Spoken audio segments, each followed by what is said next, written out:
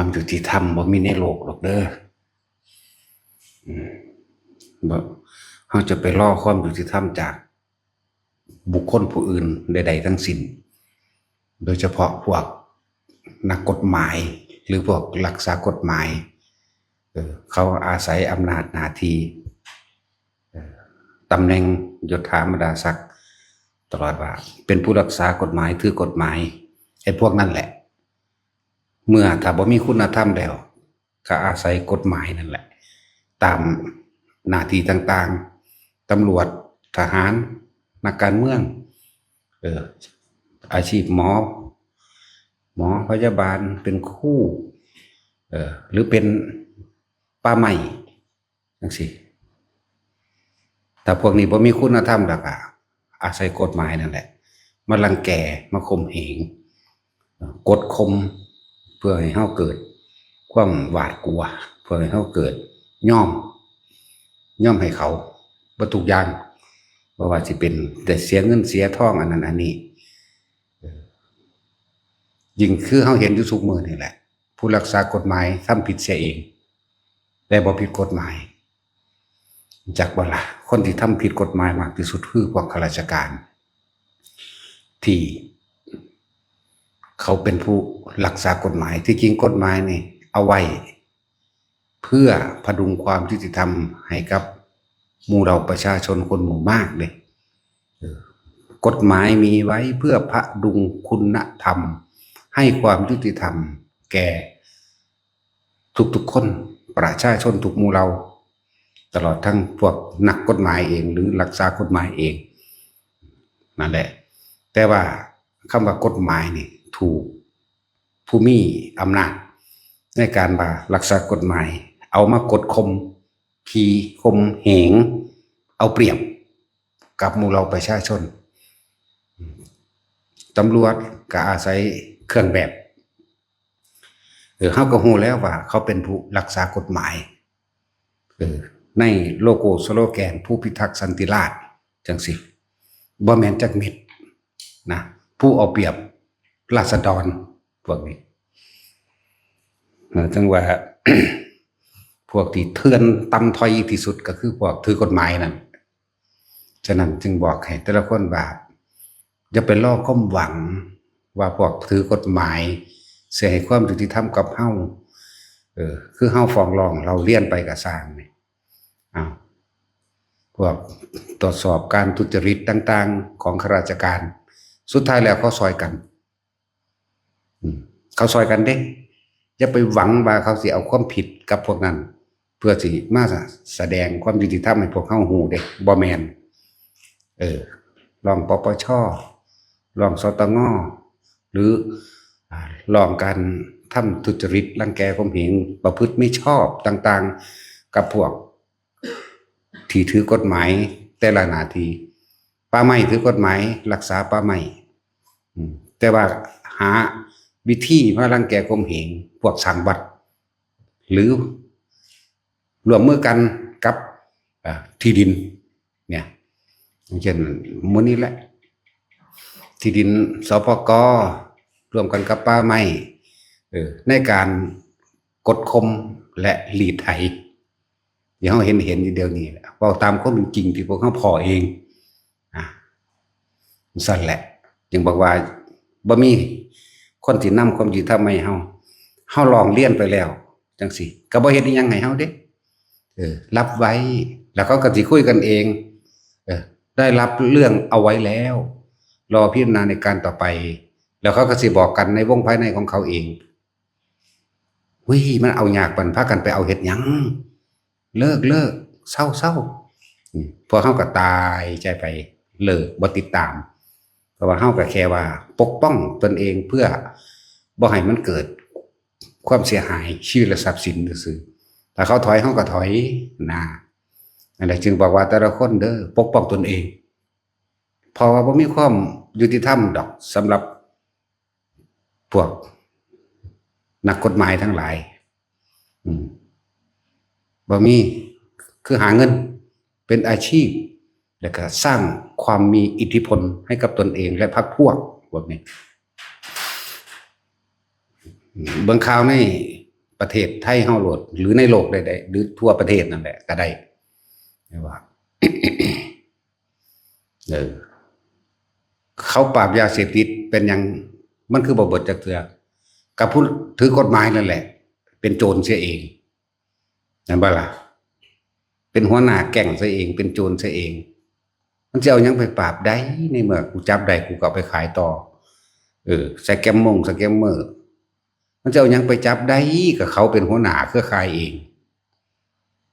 ร่วมมือกันเบิดถูกหมู่เราในคำว่าผู้รักษากฎหมายตุลาการศาลอัยการใหญ่สุด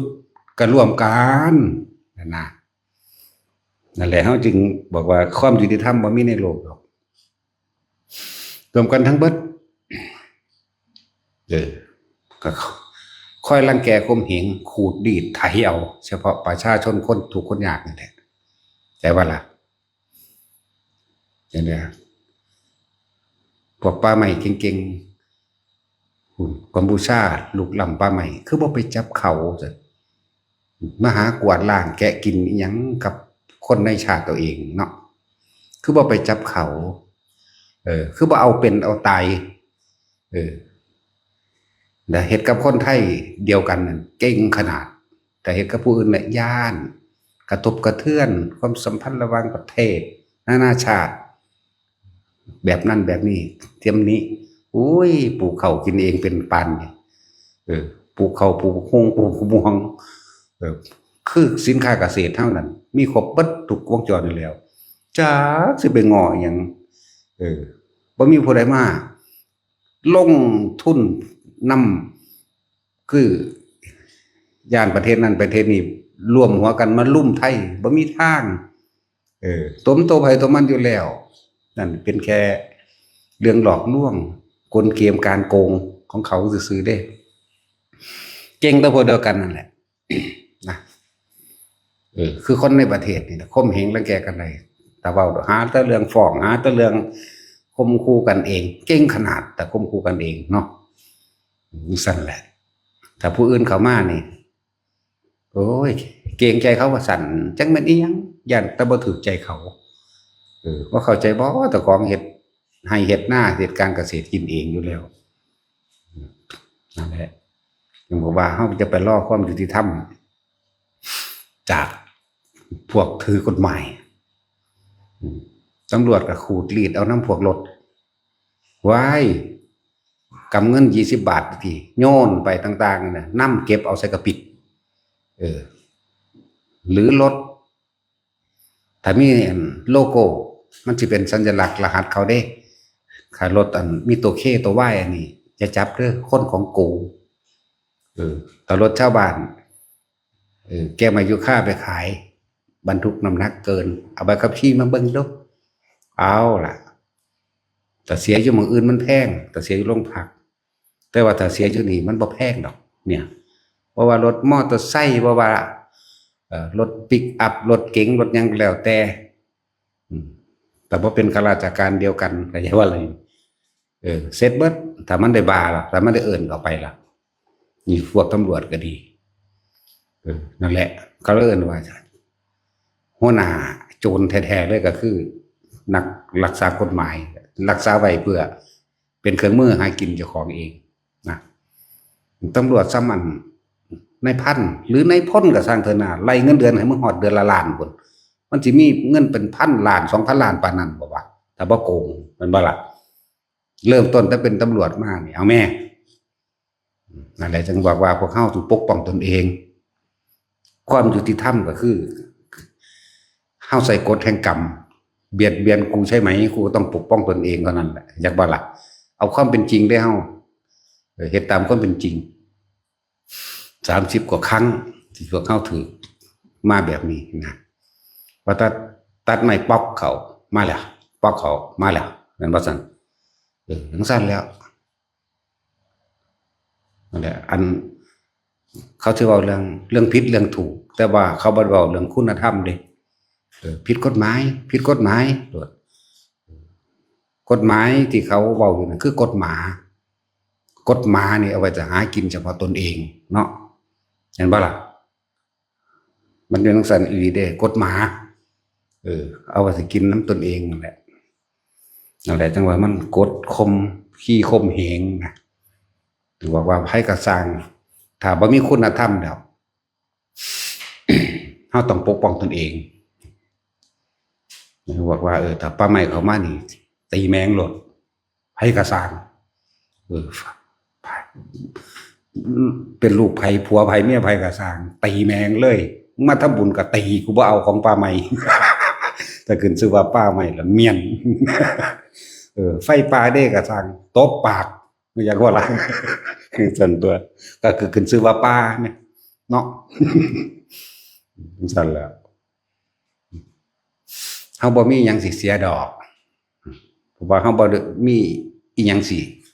มีความหวังในรายได้จักว่าล่ะบ่มี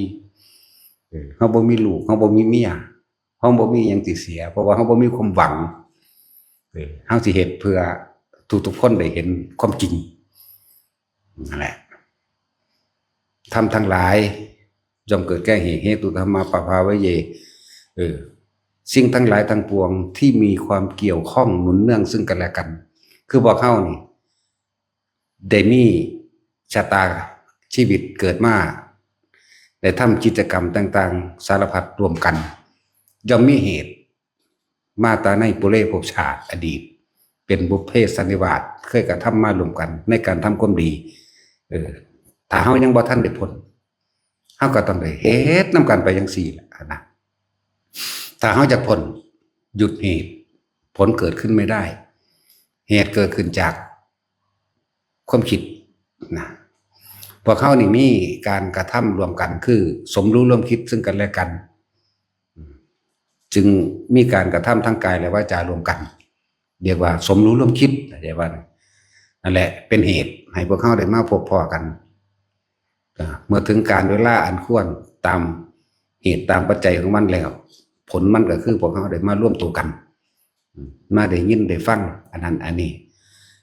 เพื่อจะเป็นการนำเข้าไปเพื่อสิยุดเหตุแห่งตนแต่ทุกๆคนก็สามารถสร้างความยุติธรรมในตัวเองได้ยุติแปลว่ายุดขาดจากประการทั้งปวงจากสิ่งทั้งหลายทั้งปวงที่ตาหูจมูกลิ้นกายใจกระทบกระทั่งคำว่าธรรมนี่คือสิ่งทั้งหลายทั้งปวงถ้าเฮาบ่อยากเป็นไปตามสิ่งทั้งหลายทั้งปวงบ่ว่าสุขบ่ว่าทุกข์บ่ว่าสมรู้ร่วมคิดหรือบ่สมรู้ร่วมคิดบ่ว่าสิไปตกในที่อุดมสมบูรณ์หรือแห้งแล้งหรือหยังก็แล้วแต่ธรรมคือสิ่งทั้งหลายทั้งปวงรวมทั้งกุศลธรรมกุศลกรรมทั้งอกุศลธรรมอกุศลธรรมถ้าเฮาหยุดเหตุคือบ่มีการสมรู้ร่วมคิดต่อไปอีกคือบ่มีการคิดปรุงแต่งไปในทางที่ให้สมปรารถนาหรือ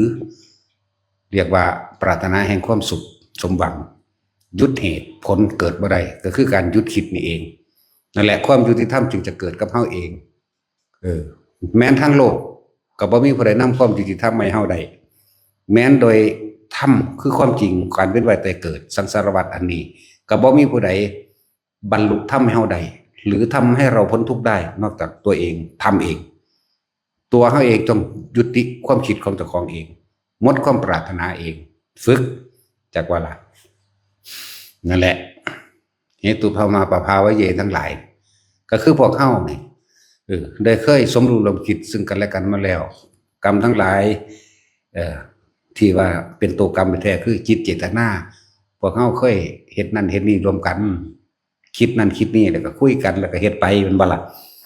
นั่นแหละถ้าอยากได้รับความยุติธรรมโดยแท้จริงตัวเองต้องสร้างให้ตัวเองคือการหยุดคิดมงแต่งในความปรารถนาใดๆทั้งสิ้นมันก็ยุติธรรมของมันเองเรียกว่ายุติเนี่ยหยุดจากสิ่งทั้งหลายทั้งปวงที่เคยมีมาแล้วในอดีตเมื่อหยุดอดีตได้คือการบ่นำสิ่งทั้งหลายเข้ามาคิดในปัจจุบันอนาคตเกิดบ่ได้เห็นบ่นี่อันละทั้งโลกก็เหมือนกันเห็นว่าบ่มีผู้ใดเอาความอยู่ทำให้ได้ทั้งธรรมก็เหมือนกันทั้งสองนั่นแหละเฮาก็อาศัยทางโลกนั่นแหละเพื่อที่เห็นความจริงที่เฮากำลังยึดติดในโลกเทว่าอะไรจังซั่น มันเฮาอาศัยกายในการกระทำความดีและความเลวกุศลกรรมอกุศลกรรมกายบ่รู้เรื่องเด้จากบ่ล่ะตัวมันรู้เรื่องตัวมันรับรู้คือใจคือความรู้สึกคือการตัดสินผิดถูกชั่วดีเห็นบ่ล่ะตัวพี่เด้ตัวมันลึกกว่ากายแต่ว่าก็อาศัยเพราะว่าเฮาเนื่องจากกายเหมือนกับเฮาอาศัยโลกก็คือกายเฮานี่ละโลกก็เลยใช่บ่ล่ะเพราะว่าเฮามีความผิดนั่นคือคำตอบเพราะว่าเฮามีความถูกนั่นคือคำตอบนั่นคือการยืนยันตัดสินในผิดในถูกในดีในเลวในบุญในบาปใช่บ่ล่ะแต่เฮาเข้าใจหรือท่านเข้าใจสิ่งทั้งหลายทั้งปวงว่ามีความเกิดขึ้นเป็นธรรมดามีความแปรปรวนเปลี่ยนแปลงไปเสื่อมสลายไปและแตกดับตายเป็นธรรมดาแต่เขาเข้าใจตัวนี้เขาก็หยุดจากความคิดของเขาเองแม้จะได้สมปรารถนาแต่ว่าไม่อาจสามารถที่จะพ้นจากการแก่เก็บตายได้เห็นไหมยังจะได้สมปรารถนาในสิ่งตัวเองปรารถนาโดยว่าสุขไม่บ้าละสมมติว่าถ้าเขาได้บ้านหลังนี้ที่ดินแปลงนี้แล้วสิได้มาโดยสมปรารถนาแต่ว่าในสิ่งทั้งหลายนั้นก็บ่อาจสามารถห้ามความแก่ความเจ็บและความตายได้เหมือนว่าท่านแม้นที่ไปในไส้ชาติหน้าจะเกิดเป็นเศรษฐีมหาเศรษฐีเพียงใดก็ช่างแต่ว่าเกิดไปแล้วก็ต้องแก่ต้องเจ็บต้องตายได้นี่ไหมนั่นว่าล่ะแล้วเนี่ยเห็นความจริง ความจริงมันเป็นแบบนี้ธรรมะคือความจริงของทุกชีวิตมันเป็นแบบนี้มันบ่เปลี่ยนแปลงไปอื่นได้ที่เกิดแล้วที่จะไม่แก่ไม่เจ็บไม่ป่วยไม่ตายไม่มีต้องเป็นอย่างนี้เท่านั้นเองเกิดแล้วต้องแก่เจ็บตายเท่านั้นนี่บัดนี้ตาภาษาบาลีว่าเพียงสั้น สุขเพราะว่าเป็นอย่างสุขเพราะเฮาไปยึดมันเด้อารมณ์นี่ความรู้สึกนี่ได้สิ่งนี้เรียกว่าสุขได้ตามพอใจเห็นบ่ล่ะเรียกว่าสุขถ้าบ่ได้ตามอารมณ์นี่บ่เป็นแบบนี้บ่ได้ตามที่สมหวังแสวงหาเรียกว่าทุกข์บ่พอใจนี่มันมารวมอยู่คำว่าบ่พอใจนี่พอใจกับบ่พอใจนี่อันนั้นคำว่าธรรมคือสิ่งทั้งหลายทั้งปวงทุกอย่างธรรมเบิดนั่นแหละทั้งกุศลธรรมและอกุศลธรรมจากบ่นี้กุศลธรรมะอกุศลธรรมะนั่นแหละจังซั่นว่าคำว่าความยุติธรรมเนี่ยเฮาต้องเป็นผู้ยุติมันเองจากว่าอะไรยุติจากความเกี่ยวข้องในสิ่งทั้งหลายทั้งปวงยุติจากความเกี่ยวข้องกับบุคคลนั้นด้วยตาด้วยหูด้วยจมูกด้วยลิ้นด้วยกายและยุติด้วยใจด้วยรูปด้วยรสด้วยกลิ่นด้วยเสียงด้วยสัมผัสกระทบความรู้สึกทางกายถ้าจิตไม่คิดไม่นึกมันก็ยุติธรรมได้เลยนั่นแหละคำว่าธรรมก็เลยรูปรสกลิ่นเสียงก็เอิ้นว่าธรรมจากวันนี้พอใจบ่พอใจก็เอิ้นว่าธรรมได้มาหรือเสียไปก็เอิ้นว่าธรรมสุขหรือทุกข์ก็เอิ้นว่าธรรมได้ลาภเสื่อมลาภได้ยศเสื่อมยศก็เอิ้นว่าธรรมสิ่งทั้งหลายที่เฮาเกิดเห็นต้นไม้เกิดมาแล้วก็แก่ตายไปก็เอิ้นว่าธรรมตัวเฮาเองเกิดมาแล้วเก็บไว้เดี๋ยวเอิ้นว่าธรรมเฮาเห็นผู้อื่นตายก็เอิ้นว่าธรรมนั่นแหละนี่ความจริงมันเป็นแบบนี้นะนั่นแหละจังว่าเฮาแต่เห็นความจริงเป็นเช่นนี้เฮาบ่ต้องไปคำนึงในอดีตว่าต้องไปหวังผลในอนาคตจงทำปัจจุบันนี่แหละให้ดีที่สุดปัจจุบันคือลมหายใจเข้าออกหรือการทรงฌานเจริญฌานโดยการทำความรู้สึกตัวอยู่ในตัวเองสำหรับพวกเฮาเน้นตรงที่ว่ากลางหน้าผากมั่งความรู้สึกตัวในกลางหน้าผากก็ได้ความรู้สึกตัวในกลางหัวก็ได้นุ่มหนาบนั่นแหละความรู้สึกตัวในระหว่างอิ่มเอิบท่ามกลางระหว่างอกก็ได้นี่อยู่แค่นี้เป็นเครื่องอยู่เป็นวิหารธรรมเพื่อสิออกจากถ้ำจากบาลาเพื่อสิหูให้มันท่านความคิดนั่นแหละเขาจึงมีจิตหนึ่งเพ่งอยู่ในความรู้สึกที่เป็นหนึ่งต้องอุเบกขาถ้ามีสุขอยู่ทุกข์ก็ต้องติดตามมันบาลาอุเบกขาเท่านั้นจึงหนึ่งใดถึงแม้ว่าจะเป็นความรู้สึกที่เป็นอุเบกขาเป็นเวทนา3 มีสุขมีทุกข์และอุเบกขาเวทนาเนี่ยอยู่ในตรงนี้เพราะตัวนี้แหละตัวสำคัญเหมือนดูดังว่านายทวารประตูย่ามเฝ้าอย่างเฝ้าโจรเฝ้าขโมย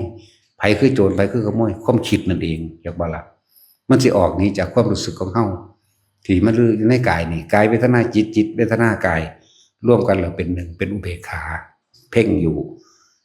เฝ้าอยู่จ้องอยู่คอยจะจับความผิดคือความคิดถ้ามันรู้สึกตัวจิตหนึ่งก็รู้สึกตัวนั่นแหละผู้รู้ก็รู้สึกตัวนี่แหละที่แม่นเอียงรู้สึกตัวโดยการอาศัยลมมั่งรู้สึกตัวโดยการอาศัยปิติปราโมทย์อาทิจิตมันเป็นหนึ่งคือต้องอุเบกขาอยู่แล้วมั่งแต่อาศัยความยืนยันตัวเองว่าต้องมีความรู้สึกตัวเพื่อที่จับความผิดไผความคิดของเฮามันไวมันไวมากความรู้สึกที่บ่เป็นกลางคือพอใจกับบ่พอใจความรู้สึกเป็นกลางให้มันส่งกระแสออกมาให้มันผ่านความรู้สึกทางกายออกมาขึ้นนิ่มนวลอยู่กลางหน้าผากดึบหน้าบนหัวโดยอิ่มวงโป่งๆระหว่างทำกลางอกนี่จึงเรียกว่าเป็นกลางถ้ามันออกจากนี้ออกจากความรู้สึกในกายบ่กลางถ้าไปหาบุคคลที่รักที่พอใจแล้วก็มีความพอใจเดี๋ยวความไม่รักไม่พอใจก็เกิดเข้าใจป่ะล่ะถ้าอยู่ตรงสี่บ่เกิดนั่นแหละ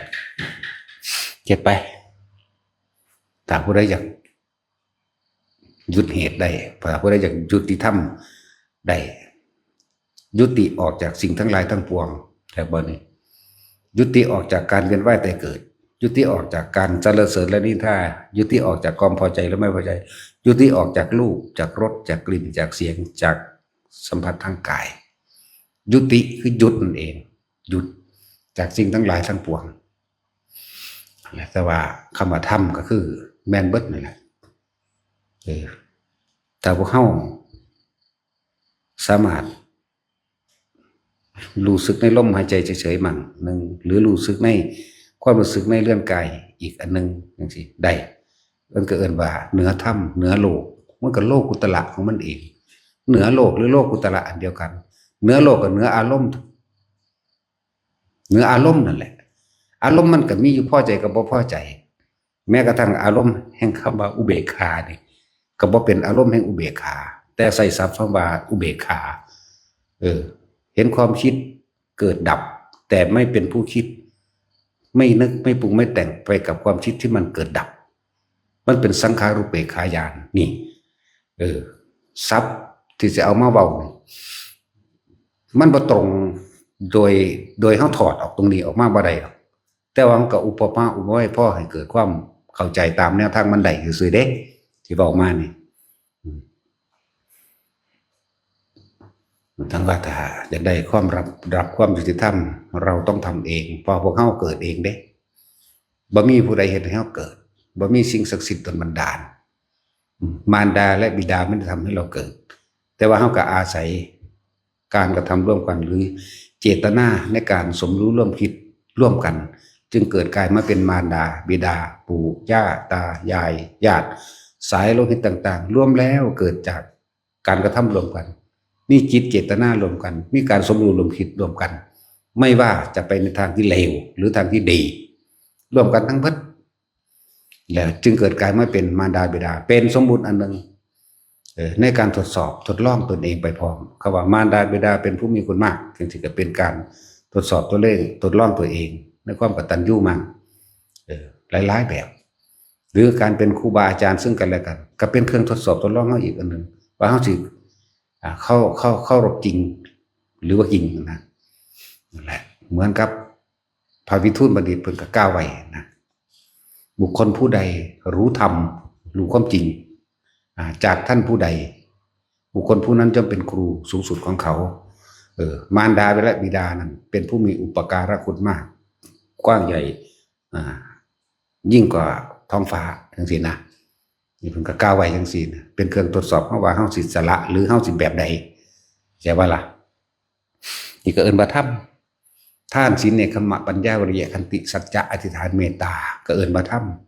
อุเบกขาก็เอิ้นว่าธรรมจะออกจากสิ่งทั้งหลายเหล่านี้บ่มีธรรมนี่ครับบ่ล่ะเหนือโลกเหนืออารมณ์นั่นแหละเหนือโลกก็มันก็เป็นโลกอุตตระเหนือโลกสูงขึ้นไปกว่านั้นทั้งที่อาศัยในโลกก็เลยต้องใส่สมมุติตามโลกอันนั้นเว้าบ่ได้เด้สิบอกให้ผู้ใดสิพยายามความว่างอธิบายมันอธิบายบ่ได้จังได๋ก็บ่ได้คือเฮาอธิบายเจโตวิมุตติมันก็เว้าแต่ว่ามันว่างๆบักหาประมาณบ่ได้ซื่อๆนี่แม่นบ่ล่ะแต่ปัญญาวิมุตติก็เห็นตามความเป็นจริงแต่บ่เข้าไปถือเอามันก็เท่านี้นี่อธิบายได้แบบแท้นี้นึงเด้นั่นแหละเฮาจึงสร้างสมถะภาวนาคือเป็นผู้มีสติรู้อยู่กับลมหายใจเข้าออกเพื่อให้จิตรวมแล้วเพ่งแล้วอยู่แล้วกับความเป็นหนึ่งจิตตั้งมั่นให้ทำให้เกิดกลายเป็นสมาธิเพื่อให้มันว่าง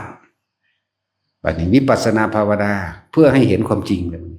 ก็อาศัยตัวสมถะแหละเพื่อให้เห็นหมายถึงว่าถ้าจิตมันนิ่งแล้วมันรู้สึกว่านิ่งแล้วเขาก็เห็นความบ่นิ่งเรื่องว่าวิปัสสนาสมถะทำให้ว่างจากจิตว่างบัดนี้ เมื่อเห็นความคิดแบบนั้นเลยเนี่ยมันเป็นของมันแบบนี้นี่ว่าแน่มันก็ว่างจากสิ่งทั้งหลายทั้งปวงที่มันเข้ามากระทบกระทั่งนั่นเองนั่นแหละว่าเขาฝึกไปที่ให้ทุกคนสร้างกรรมฐานอันนี้ขึ้นมาหรืออยู่กับกรรมฐานลมหายใจหรือทรงฌานเจริญฌานโดยอานาปานสติอาศัยความรู้สึกเอาปิติที่เขามาตั้งไว้เพื่อเกิดความมั่นใจ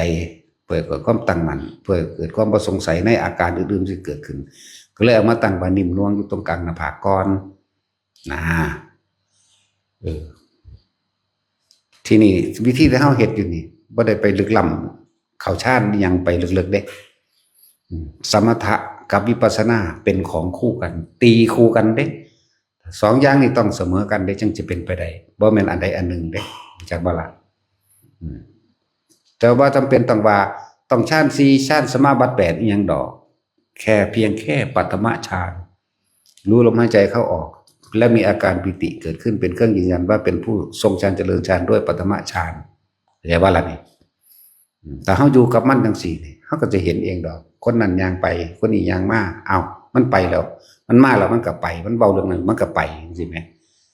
อยู่นอกๆแล้วบ่ได้ไปลึกล้ำอีหยังปานนั้นดอกเรียกว่าล่ะอยู่แค่นี้แหละสมาธิสงบชั่วขณะเรียกว่าคณิกะสมาธิชั่วขณะถ้ามันสงบแล้วเฮาก็มีกำลังในการพิจารณาดิคำว่าสงบคือเพิ่นนิ่งอยู่อารมณ์เดียวนั่นแหละลมหายใจนี่กับอาการปิติเกิดขึ้นแต่ปิติเฮาเอามาเน้นไว้มื้อนี้เน้นไว้ตรงหน้าผากนี่ปิติมันมีหลายมันมีมันสงสัยคนลุกเด้แม่นหยัง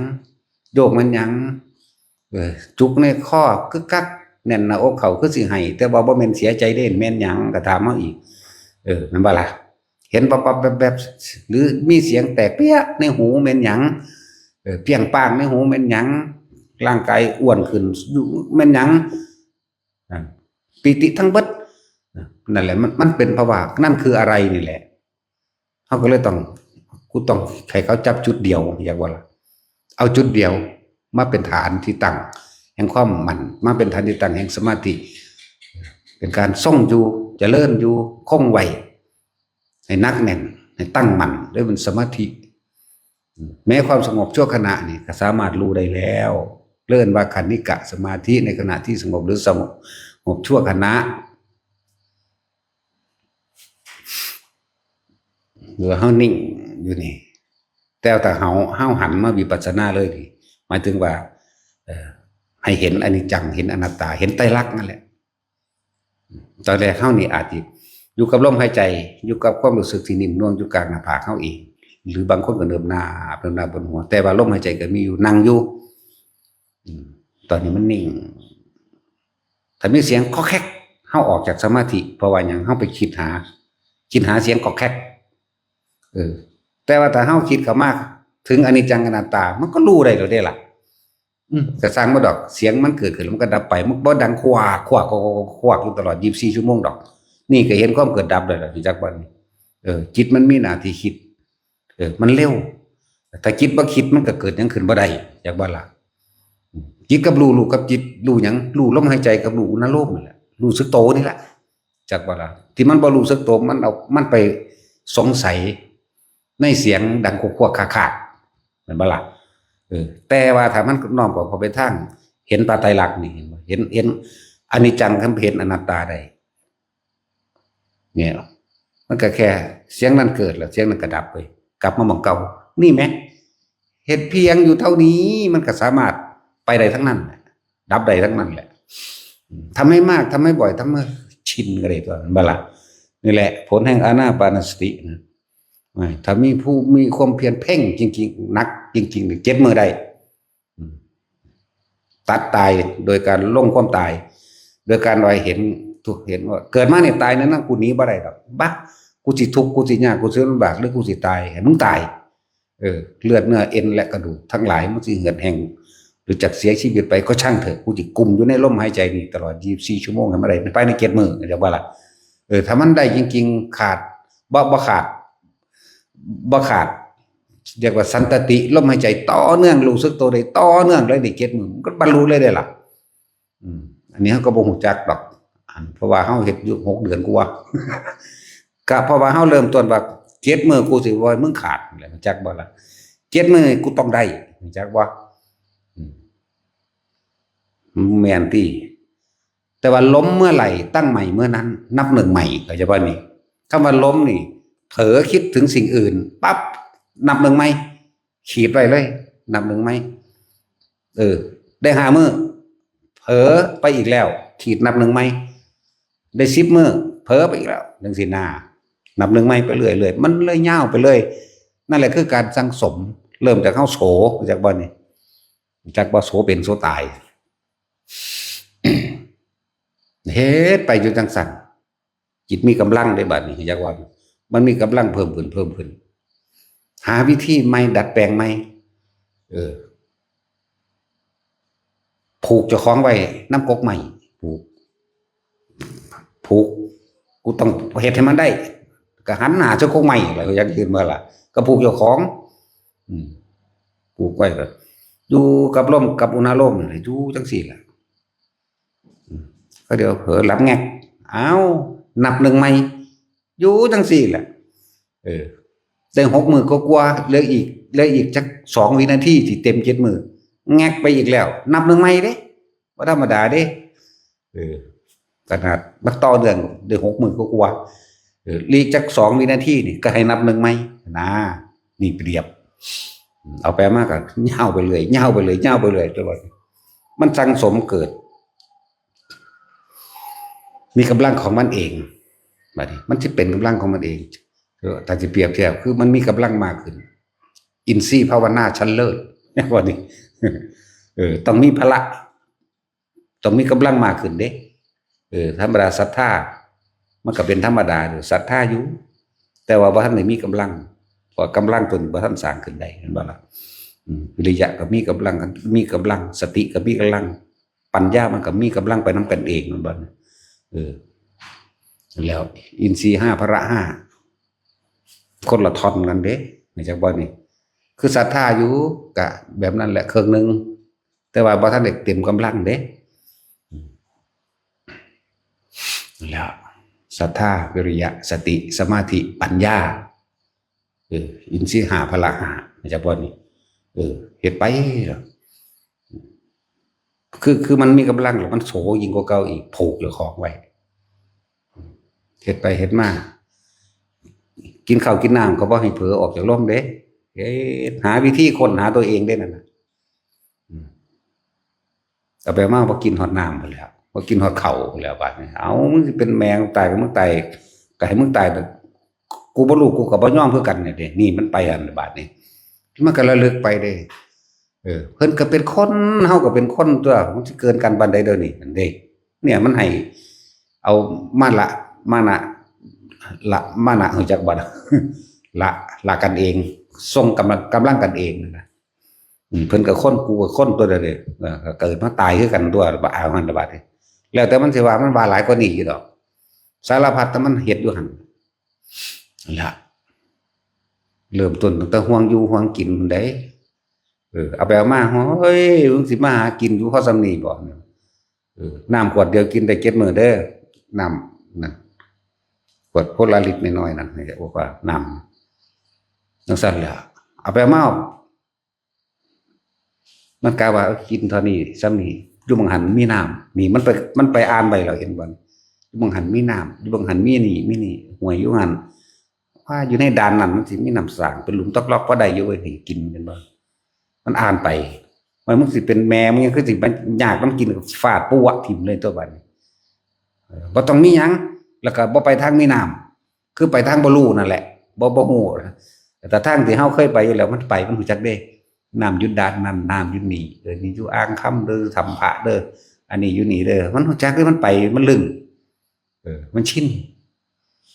มันเป็นแมงยังก็ฟาดถิ่มตัวบัดไปทางบ่ฮู้จังซั่นแหล้วโสไปเฮ็ดไป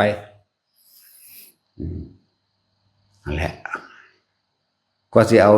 แนวจังสีมาเว้าพวกเจ้าฟังธรรมดาเด้พวกเจ้านี่บ่มีพัดลมเนาะยันยุงกัดมียากันยุงบ่มีสเปรย์ฉีดยุงบ่มีนั่นนี่ที่มานั่นบ่แบบซอฟท่าเอาบ่ไปเด้มันเกี่ยวกันเด้มึงหันมันบ่ได้คิดพอในจังซี่เด้แต่ที่สำคัญมีเน็ตบ่นี่แหม โอ้ยบ่มีเน็ตขอใหญ่กุดนะเด็กเนาะเฮาบ่ได้มีกุด ไปเลยตัวที่ตัวแดนซั่นแล้วอุ้ยฝนตกฟ้าห้องฟ้าพายามฝนธรรมดาบ่ปีอะป่าลงคือต้องฟาดเข้าหูเฮาคักๆนี่เด้ว่าธรรมดาเด้ฝนตกอามาแม่งบาดนี่ก็เฝ้าถอดชุดออกนุ่งผ้าอาบน้ำเน็บเตียวนั่งกองยอไว้ยัดลงในบาตรกุมลงใส่บาตร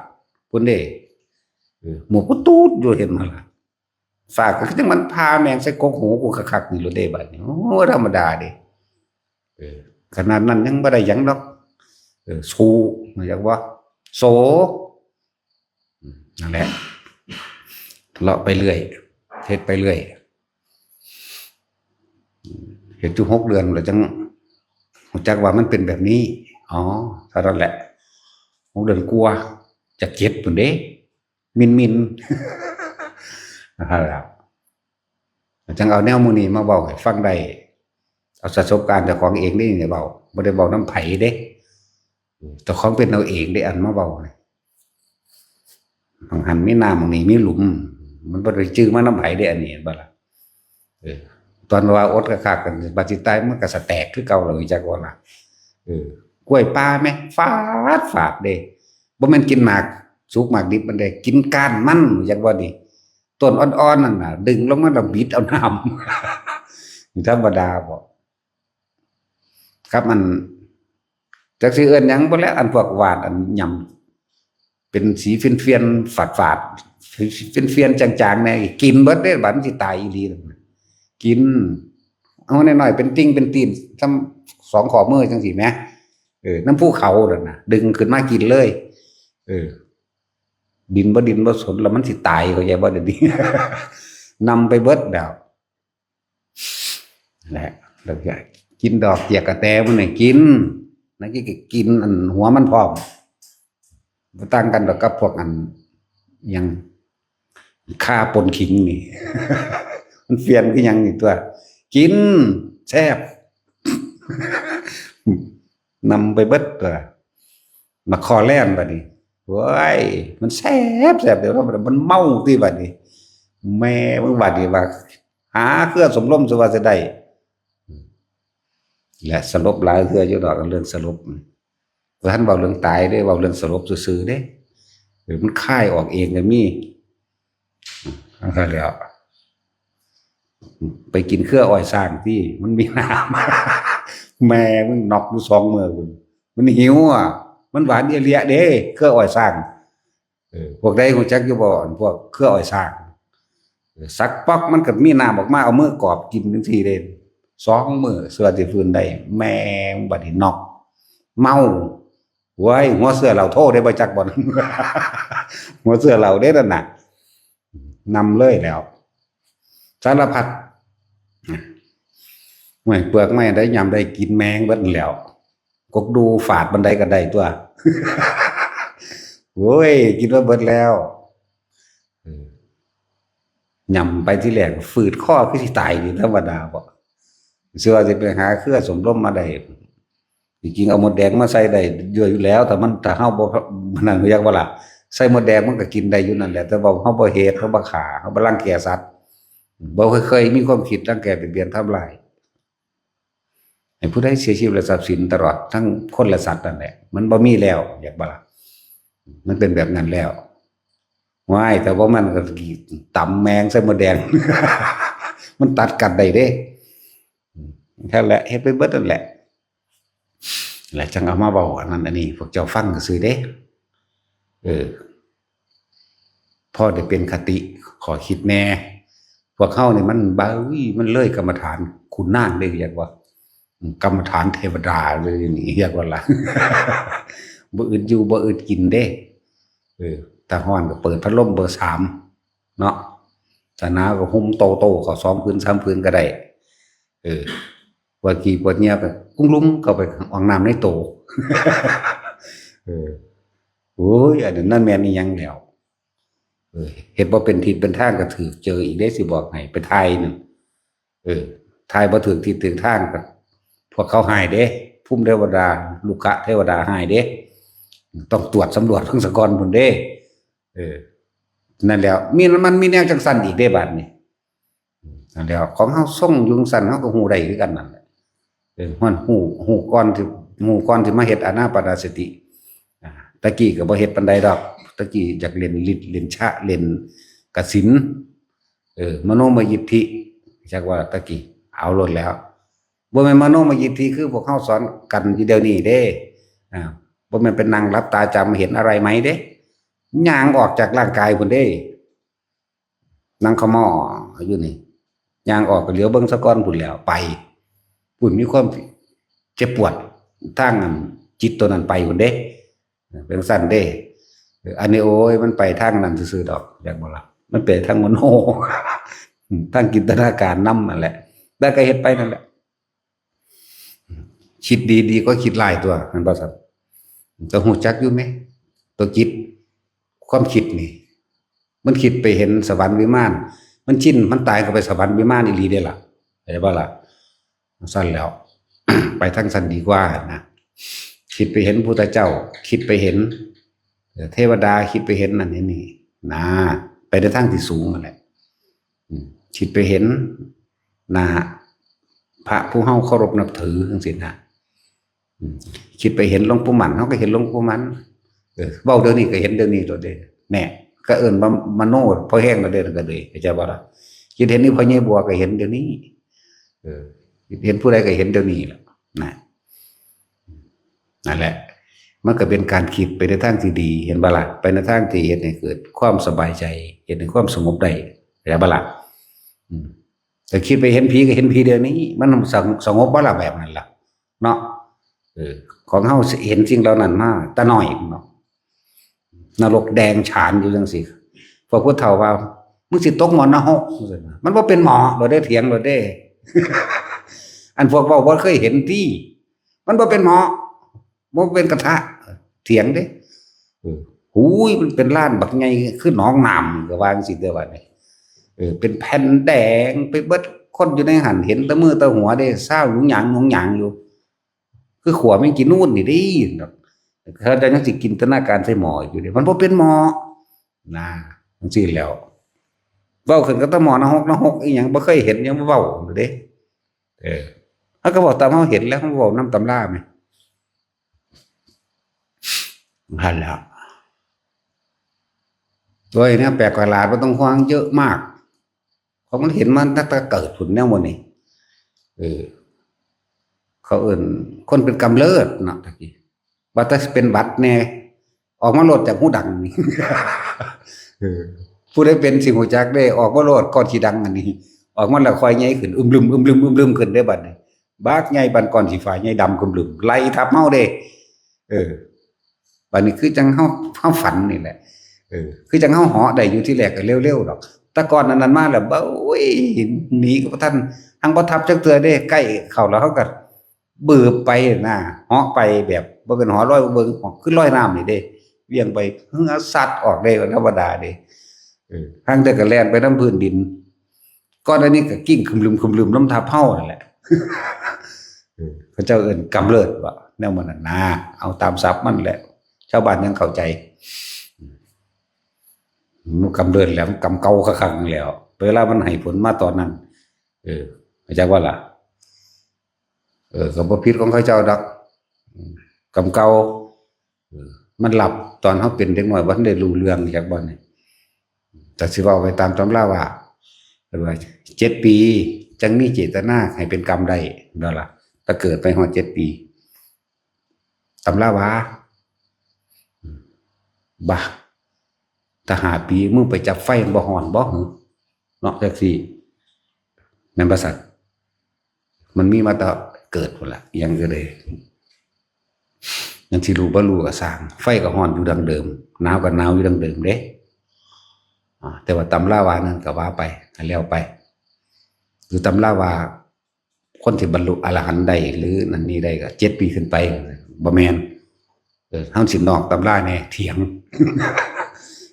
ถ้า5 ปีก็มีนั่นล่ะนั่นแหละหลายแบบอยู่ดอกคือสิเว้าไปตามตำราเฮามันดึกนอกตำราในจักหน่อยมันไปจดนำบ่เบิดดอกมันหลายกักปานนั้นเนาะพระพุทธเจ้าเพิ่นก็ยังบอกไว้อยู่แค่ว่าใบไม้ในกำมือได้เอามาเทศอยู่นี่นิดเดียวนึงเด้นี่ใบประดู่ลายว่าซั่นซั่นแหละทุกอย่างบ่แน่ดอกเด้อพวกเฮาปฏิบัติฝึกหัดไปคนที่เคยทำผิดพลาดมาแล้วก็ช่างบ่จะไปคิดถึงมันเจ้าสิเป็นโจรปล้นกี้ฆ่าผาไผมาก็ช่างโอ้ยกเว้นอยู่ ยกเว้นฆ่าพระอรหันต์ฆ่าพ่อฆ่าแม่ทำลายพระพุทธเจ้าสิมาเฮาบ่ได้มีโอกาสไปทำนะแต่ว่ามีทำตอนสังฆเพศนั่นล่ะอยากว่านั่นแหละทำลายพวกหมู่พระสงฆ์ทั้งหลายเป็นลูกศิษย์ลูกหาเป็นลูกเพิ่นเป็นผู้ทรงธรรมสืบธรรมมาเด้บ่ได้เอาได้พวกอันเดรัจฉานวิชาเฮาบ่ได้เอามานับใส่เด้พวกนั้นน่ะแล้วบอกมานับใส่ฝึกอาศัยผ่าเหลืองในการหาอยู่หากินหรือเอิ้นเดรัจฉานวิชา อาศัย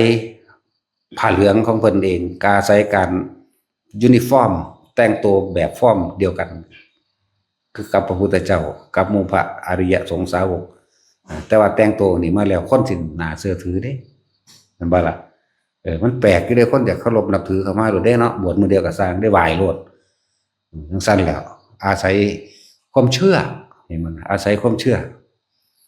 มาเป็นเครื่องมือทำมาหากินเหมือนกันกับผู้รักษากฎหมายอาศัยกฎหมายมาเป็นเครื่องทำมือมาหากินเพราะเฮาก็เชื่อว่านั่นคือผู้รักษากฎหมายเห็นว่าล่ะคือเฮาเชื่อว่าตำรวจเป็นผู้รักษากฎหมายทหารยังก็แล้วแต่นี่แมงดอกพวกมันทางทำผิดกฎหมาย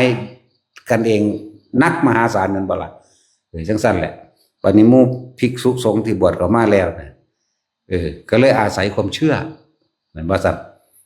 อาศัยความเชื่อจากชาวบ้านที่เขาบ่รู้มาทำมาหากินถามมาแล้วก็มาแต่งแก่สะเดาะเคราะห์ผูกแขนเป่านั่นเป่านี่หาเลิกหางามยามดีในการแต่งงานขึ้นบ้านใหม่ออกรถใหม่นั่นว่าล่ะมื้อนี้สารพัดที่เขาเฮ็ดไปหรือสักลิงสักไล่ปั่นงัวปั่นควายขาย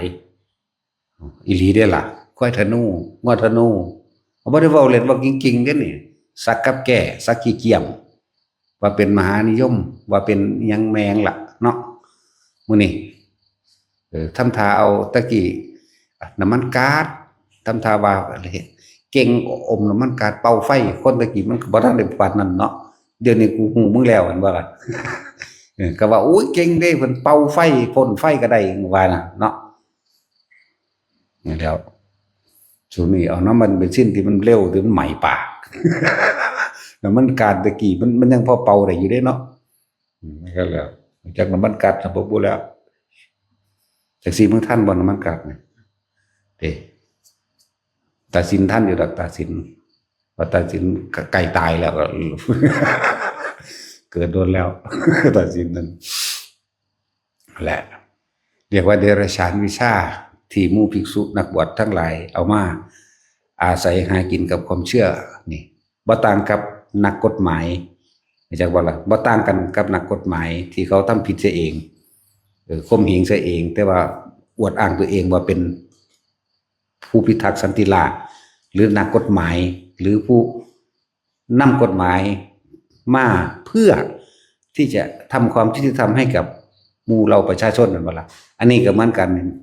เป็นผู้นำทางจิตวิญญาณก็อาศัยความเชื่อโดยการใส่แต่งบอบแต่งชุดยูนิฟอร์มว่านี่คือภิกษุสงฆ์นักบวชน่าเชื่อถือให้ความเคารพอาศัยความเชื่อตัวนี้มาหาอยู่หากินคนก็หลงง่ายเข้าไปต่อแต่งแก่สะเดาะเคราะห์เห็นนั่นเห็นนี่จากรวยนี่ที่เนาะแต่ก็หาหมักหอยมาขายเด้รู้จักว่าหมักหอยคือหยังหาหมักหอยมาขายหาหมักเผามาขายเบี้ยแก้หมักหอยนั่นแล้วก็หมักเผาตาเดียวมั่ง3 ตามั่งโอ้ยมันสิแล้วนี่แหละเดรัจฉานวิชาหาไม้ขอรอขะแลมาตัดขายเอาฝ่ายมาเกี่ยวมาเคี่ยนเข้าไปมาละจังซั่นแล้วหาดีบุกแผ่นเงินแผ่นทองมาหมุนเขาแล้วก็ว่าอันนี้ป้องกันนั่นป้องกันนี่ร่ำรวยไหลเข้ามาเอาไปเอามาหางูหาเหี่ยวเกี่ยวกับปอมมาขายได้บัดนี้ว่าพญานาคให้โชคให้ลาภมันต้นนี้บูชาบวงสรวงแต่งสารพัดขึ้นผ้าเขาเฮ็ดตัวทีตัวแดนได้บัดนี้นั่นแหละผู้รักษาพระธรรมผู้รักษาพระวินัยบ่เฮ็ดไปตามความเป็นจริงจักบ่ล่ะบ่ต่างจากนักกฎหมายอันเดียวกันพวกนี้ก็อาศัยความเชื่อหาเป็นเครื่องมือหากินเมื่อมีเงินหลายลูกศิษย์บริวารหลายจังซี่ก็เกิดมีอิทธิพลในตัวเองได้บ่ล่ะเกิดความเป็นอิทธิพลได้บัดนี้กดข่มผู้อื่นได้ไผไปติตำหนิบ่ได้ลูกศิษย์ลูกหานำเอาแม่นบ่ล่ะจังซั่นแล้วนั่นแหละเอิ้นว่าเดรัจฉานหากินอย่างสัตว์ สัตว์นี่มันเห็นแค่กินอย่างเดียวเด้มันไม่ได้สนใจว่าใครสิเดือดร้อนลักษณะนั่นแหละส่วนหมามันหิวนี่เข้าไปเอาปีงไก่อยู่ในข้างไว้ย่างอุ่นไฟอยู่นี่มันขาบแรงเลยเด้ขอให้มันได้กินอยากว่าล่ะสั้นแหละแบบเดียวกันภิกษุนักบวชทั้งหลายพวกนี้เอิ้นพวกเดรัจฉานวิชาหากินอย่างสัตว์เอิ้นเดรัจฉานวิชาแต่ฆราวาสเฮ็ดก็เป็นเรื่องอาชีพเด้เฮาบ่ได้ว่าพวกฆราวาสจักบ่นี่ฆราวาสก็มี2ประเภทผู้ปฏิบัติธรรมกับผู้ไม่ปฏิบัติธรรมเด้ถ้าผู้ปฏิบัติเขาก็รู้ผู้บ่ปฏิบัติเขาบ่รู้นั่นแหละปฏิบัติปั้นรูปเหรียญนั้นๆนี่ขึ้นถ้าเจตนาว่าเฮ็ดเหรียญหรือว่าเป็นพุทธานุสติหรือเหตุเป็นธรรมะสังฆานุสติก็บ่เป็นหยังเจตนามันไปแนวนั้น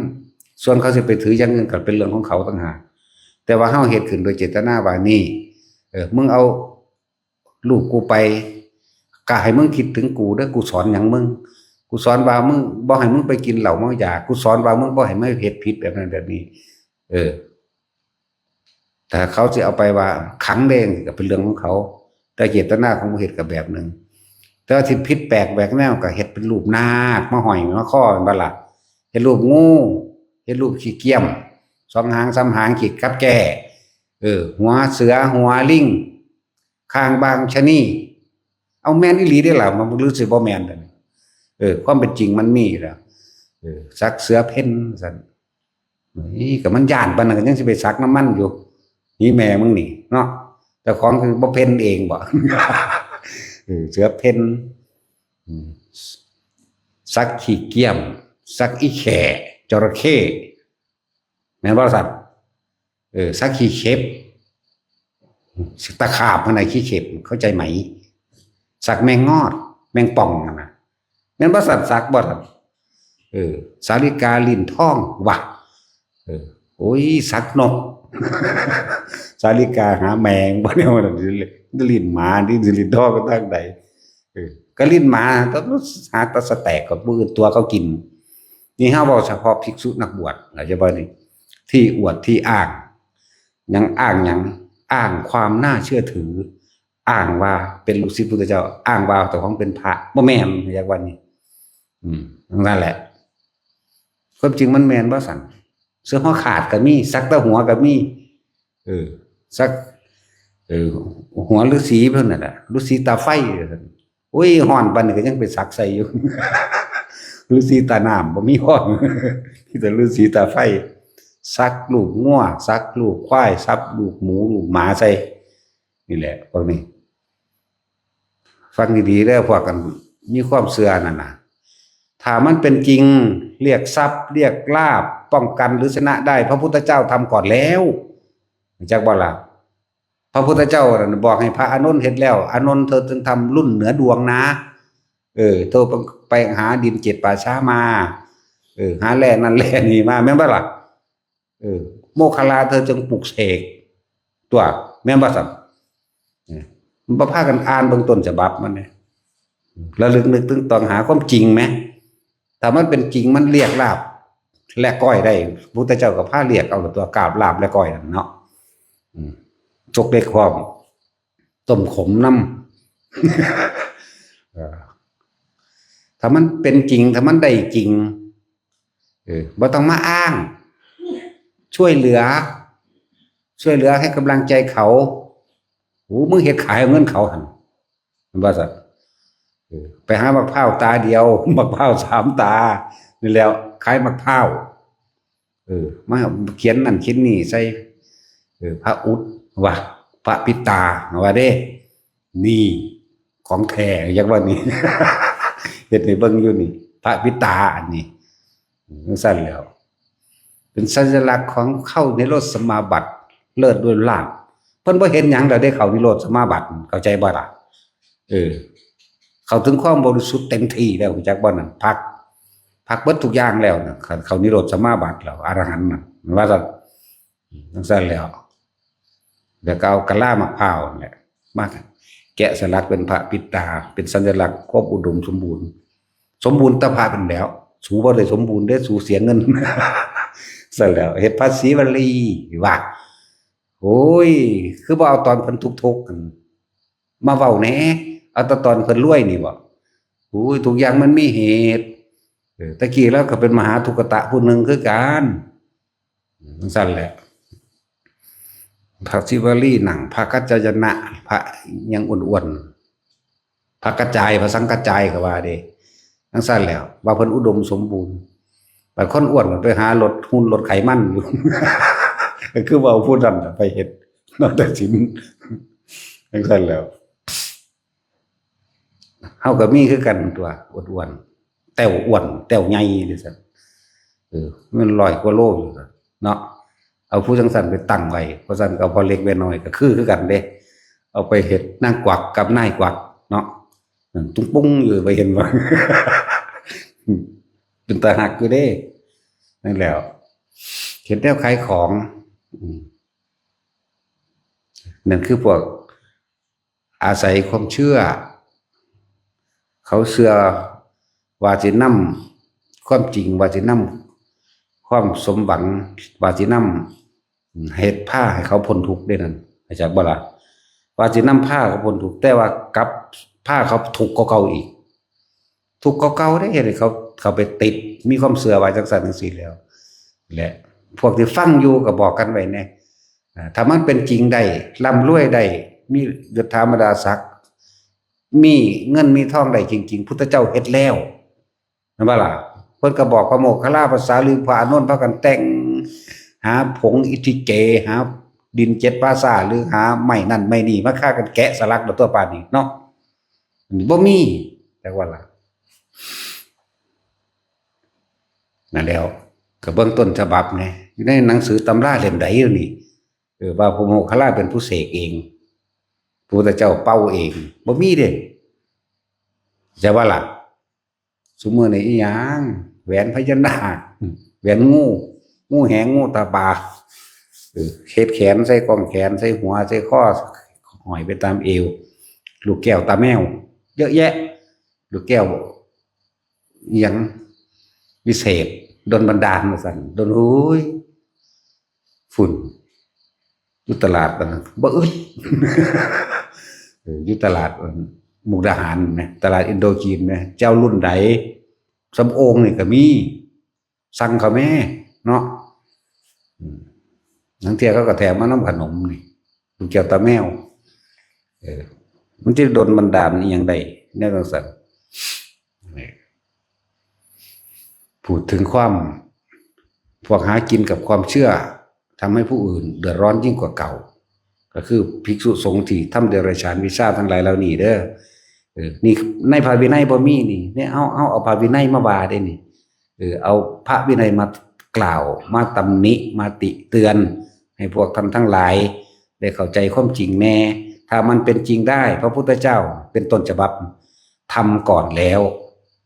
จะว่าล่ะสั่งพระอานนท์เธอจงหาผงอิทิเกนะ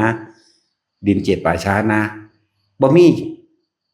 ในวินัยเล่มใดก็ว่ามีธรรมบทอันใดก็บ่มีเลยแล้วโมคคัลลาเขาว่าเธอเป็นผู้มีฤทธิ์มากเธอจงไปทำเครื่องป้องกันให้เขานะตีรันฟันแทงไม่เข้านะว่าสัตว์บัญชีวลีเธอเป็นผู้เลิศด้วยลาภเธอจงไปเสกลาภให้กับเขาอย่าลืมก้อยด้วยแต่ลาภมันมุนเดินว่าตาสิงตลาปอกมันมุน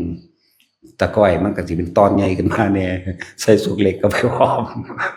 อย่างนั้นแล้วเตือนพวกมูภิกษุนักบวชจะไปหากินกับความเสื่อของเขาเจ้าเองลงนรกได้นั่นนะแต่ของเองได้หนักกว่า10 เท่าเหตุในเขางมง่ายแล้วผู้ไปเอามานั่นก็แต่ของเป็นผู้แสวงหาเอาเองเลยมันบ่ได้ไปได้นำที่เจ้าของไปได้มาได้แดนเอ้ารุ่นนี้รุ่นรวยไม่เลิกรุ่นทันใจเนาะรุ่นสมปรารถนาเจ้าของเป็นผู้ไปหาเอาเองหรือมันจังใดอาจจะว่าล่ะรุ่นรวยพันล้านรุ่นรวยบ่เลิกโอ้ยสิตัวเขามันก็เฮ็ดสาริกายยังก็เฮ็ดเป็นรูปนกมาให้เขาไปบูชาเอาอีกพวกนึงก็เฮ็ดเป็นรูปลิงรูปคางให้เขาไปบูชาเอาได้ไปซื้อละบูชาก็ได้บูชาในความหมายเนี่ยแปลว่ายินดีกระทำตามด้วยความเคารพนับถือตามความเป็นจริงเด้บูชาน่ะบ่แม่นเอาเงินไปซื้อเอาเพิ่นสิเลี้ยงติบูชาซั่นแล้วเดี๋ยวฟังไว้แน่พวกนั้นก็เลยแต่มันบ่ฟังดอกธรรมคือเฮาเว้าอยู่นี่มันบ่ความจริงที่เฮาบอกมาว่าพี่น้องผู้ฟังอยู่แล้วก็บอกพี่น้องเจ้าของแน่เสียเงินที่ซื้อไปซื้อขนมกินเนาะไปซื้อขนมแซ่บกว่าอีกนั่นแหละสักลายจังซี่โอ้ยเสือยังเป็นตาย่านกว่าอีกเนาะ มันก็ไล่คือกันเด้นะเป็นความจริงว่าเอาสักกี่เข็บสักตะขาบสักแม่งอดแม่งป่องเป็นความจริงบ่ล่ะป้องกันนั่นป้องกันนี่สักรูปนกว่าเป็นสาลิกาลินทองแม่นบ่ล่ะโอ้ยกะตะของนี่เว้าเอาสักหยังมหาเสน่ห์เสนอหน้าทองหน้าดากก็ยังมี เลิกฮิตแล้วหน้าดากเนาะหน้าทองยังมีอยู่ โอ้สารพัดถ้ามันเป็นไปดังที่เขาโฆษณานะพุทธเจ้าเฮ็ดก่อนแล้วเด้อหมู่ภิกษุบวชทั้งหลายแต่เฮ็ดอยู่แล้วพากันเลิกเฮาสามารถกลับใจไม่ได้เปลี่ยนใจไม่ได้ทั้งนั้นตราบใดที่เฮาบ่ได้ไปฆ่าพระพุทธเจ้าบ่ได้ไปฆ่าพระอรหันต์บ่ฆ่าพ่อบ่ฆ่าแม่บ่ยุ่งยงส่งเสริมสังฆเพศเฮ็ดให้พระภิกษุมันแตกกัน ถ้าผู้ภิกษุทรงเฮ็ดย่องให้แตกกันแล้วอย่าหวังว่าเจ้าสิได้มรรคผลนิพพานมีทางเดียวนรกล้วนๆพวกนี้ สั่นแล้วจังว่าเตือนมาตลอดเด้ส่วนนั้นพวกเขาบ่บวชเขาสิเฮ็ดตัวมันเป็นอาชีพคือจังอาชีพเขาขายหวยขายเลขเข้าใจบ่ล่ะอาชีพคือกันล่ะกับขายของประดับจิวเวลรี่ของประดับใส่ต่างหูแน่ใส่นั่นนี่แน่นั่นน่ะก็ว่าต่างกันเขาสิเฮ็ดปลัดคิกหรือบ่ปลัดคิกก็สร้างมันก็บ่ต่างกันจากของประดับเฮ็ดไปมันเป็นอาชีพก็ทำมาหากินนั้นได้คือสารนกสารเนี่ยสารนี่ขายของเครื่องจักสานนั่นแหละล่ะอันนี้อาศัยผ่าเหลืองพุทธเจ้าเด้มาทำมาหากินจากความเสื่อนั่นแหละซึ่งเขาเสื่อแล้วว่า15เฮาพ้นทุกข์แต่ว่ากลับเอาสิ่งทั้งหลายมันหลอกลวงเขานั่นล่ะสั่นแล้วอันนี้เด้อบูชาเท่านี้ว่าสั่งพญานาคพวกเจ้าระวังเด้บอกไปสร้างดีๆพวกเจ้าจะไปเกิดเป็นงูเด้บริเวณพญานาคสิโดนบันดาลอย่างใดเด้อุ้ยแต่มันโดนบันดาลใดมันก็บ่เฮ็ดให้พาดธาตุพนมลมหรือวัดต่างๆห่างเด้อมันก็รักษาเบิดเลยเนาะมีแต่เขามาขอบุญขอกุศลขอฟังธรรมขอให้อยู่ได้ใกล้ได้บ่ขอนั่นขอนี่อุทิศบุญให้พวกข้าน้อยแบบนั้นได้บ่นี่ไปทั้ง4ทั้ง5เลยล่ะบ่ได้ไปโดนดานดอกมีดอกลูกแก้วสารพัดนึกก็ได้แต่นึกนั่นแหละว่าสารพัดนึกไปสารพัดก็ได้แต่สารพัดนึกนั่นแหละเนาะแต่สิมเฮาก็มีทั้งตัวจริงมันตัวเอามาให้เนาะบัดนี้เฮาก็ยังบอกเอากูอยากได้อันนี้เสกให้กูแน่เนี่ยบอกได้ก็ทุบทิ่มนำตัวมึงเอามาหาแหม่บอกมันเป็นแค่เครื่องสัญลักษณ์ในการบูชาเหมือนกับของติดไม้ติดมือมาฝากกันแต่ว่าล่ะนาคมันเป็นพญา คือเฮามาบัดนี่แหละจะกะเอาดอกไม้น่ะก็มาบูชาพระเป็นสัญลักษณ์สื่อความหมายซื่อดอกไม้นี่มันเป็นวัตถุอันหนึ่งสื่อความหมายถึงความเคารพน้อมถึงพระพุทธเจ้าสมมุติว่าเฮาบ่ไหว้พระก็ดีถึงพระสงฆ์องค์นั้นหรือถึงธรรมอันนั้นก็จะว่าล่ะแบบนี้เอาไปเพิ่นก็บ่ดมดอกผู้ใดเอามาเฮาก็บ่หยิบดมจักอันดอกมันก็วางอยู่หั่นแหละมันก็กินออกอยู่ สั่นแล้วนั่นแหละหลายๆอย่างที่พวกเขาถือครอบงำจากความเชื่อกับบุคคลที่สมควรเชื่อสมควรเชื่อคือหมู่ภิกษุสงฆ์สมควรเชื่อได้บัดเนาะก็เลยอาศัยหากินกับความงมง่ายของเขาเองหลอกลวงเขาเข้าใจว่าสิพาพ้นทุกข์ก็เขาอีกหมู่ภิกษุสงฆ์เฮาตำหนิส่วนคนธรรมดาเฮ็ดไปเถอะมันเป็นอาชีพคือพวกเจ้าขายของจิวเวลรี่ต่างๆล่ะขายสร้อยขายแหวนรูปนั้นรูปนี้เป็นเครื่องประดับประดาสวยงามใช่ป่ะล่ะมันก็เป็นเรื่องของโลกก็เป็นเรื่องของสิออกจากโลกมันเรื่องของธรรมมันนั่นแหละ รุ่นนั้นรุ่นนี้ถ้าว่าพวกดูดวงเก่งมีหูทิพตาทิพก็ยังบอกแล้วบ่ต้องไปใบ้กับเขาดอกนะบอกแม่มึงทุกงวดโลดในประเทศไทยนี่เนาะแต่มึงเก่งแน่นะฟังได้ปะยังพวกเป็นบ้านก็เลย โอ้ยเห็นปากวิดปากเบี้ยวไปซื่อๆกับตัวนั้นตัวนี้เดาไปพวกภิกษุสงฆ์นี่แน่เฮาตำหนิพวกนี้เด้อตำหนิโดยพระวินัยได้นี่บ่มีพุทธเจ้าบ่เคยใบหวย จังซั่นล่ะแต่ในตำรามีอยู่บ่มันบ่มีเด้ถ้าแน่จริงบอกเขาเลยบอกเบิดปีพุ่นบอกเต็มปีเลยบอก6โตพุ่นตะกี้มันมีฮอด7โตเนาะบอกเต็มปีเลยนี่ของประเทศไทยนี่เต็มปีแล้วนี่เห็นป่ะล่ะตั้งแต่เดือนมกราคมจนฮอดธันวานี่งวดประจำวันที่1หรือวันที่16บอกเต็มปีบัดนี้ของสหรัฐอเมริกาก็บอกเต็มปีของอินโดของมาเลย์ของจีนของเวียดนามของ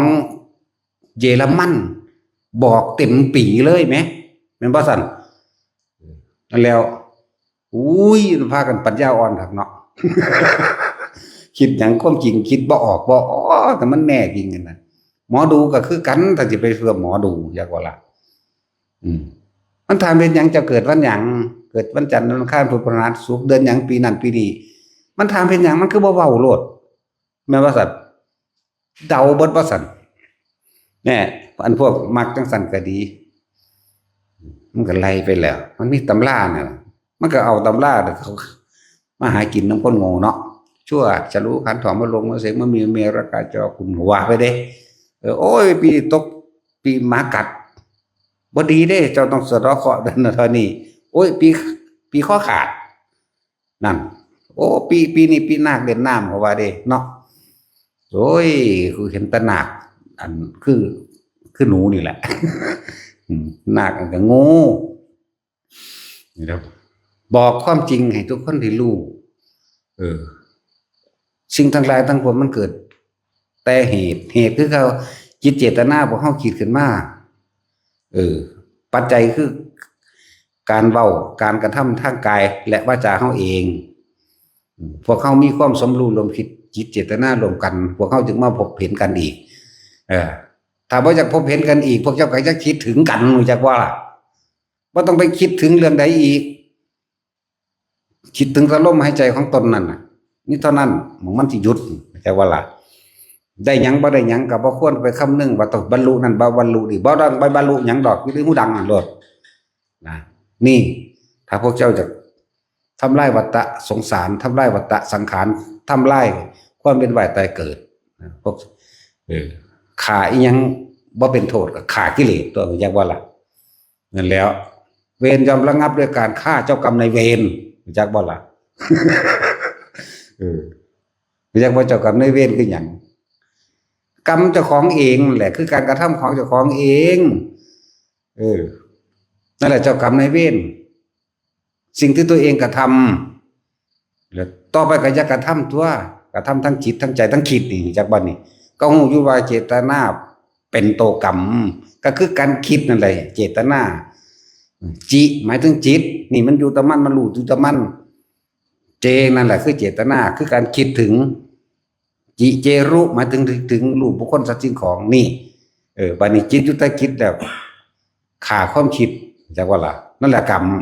คือความคิดจากของเองแล้วจะจากพ้นจากสิ่งทั้งหลายทั้งปวง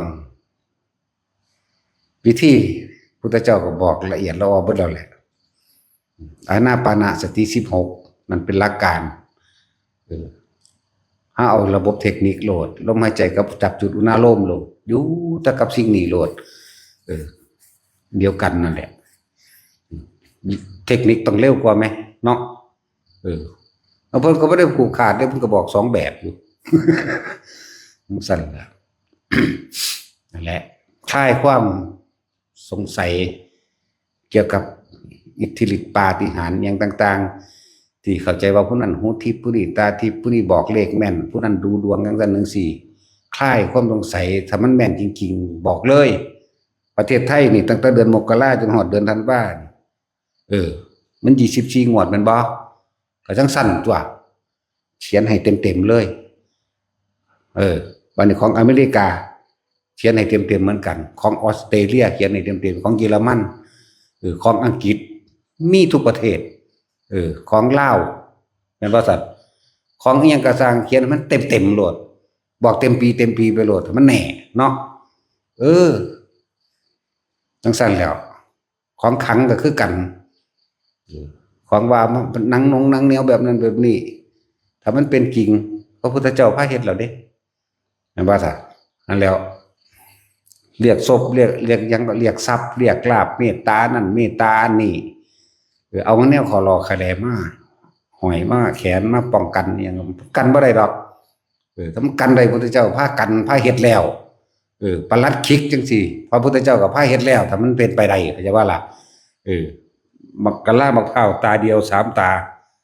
เพิ่นถ้ามันขังมันศักดิ์สิทธิ์อีหยังก็เพิ่นพาเฮ็ดแล้วนาคเนิกอีหยังเพิ่นพาปั่นบ่แห้งแล้วเพิ่นบ่ได้ปั่นเพิ่นแต่เพิ่นไล่หนีซ้ำธรรมดาปลอมแปลงมาบวชจังซั่นแหละ อุ้ยตั้งหลายอันหลายอย่างพากันคิดเอาจะงมง่ายอย่างหลายนะทุกสิ่งทุกอย่างที่เจ้าของประสบความสำเร็จได้ก็เกิดจากความวิริยะเกิดจากความฉันทะเกิดความยินดีพอใจของเจ้าของเองแล้วก็มีความเพียรพยายามของเจ้าของเองเกิดจากความตั้งใจของเจ้าของเองจิตตะเนี่ยเอาใจใส่เลือกเฟ้นหาอันใดมาเปรียบมาเทียบแล้วนี่วิมังสาปัญญารอบรู้ในสิ่งทั้งหลายทั้งปวงว่าเป็นแบบนี้ก็สรุปลงหาเหตุผลใดมีเสียแบบนี้โอ้เหตุเป็นมีเสียเป็นอะไรว่าไปก็นั่นนะฉันทวิริยะเจตวิมังสา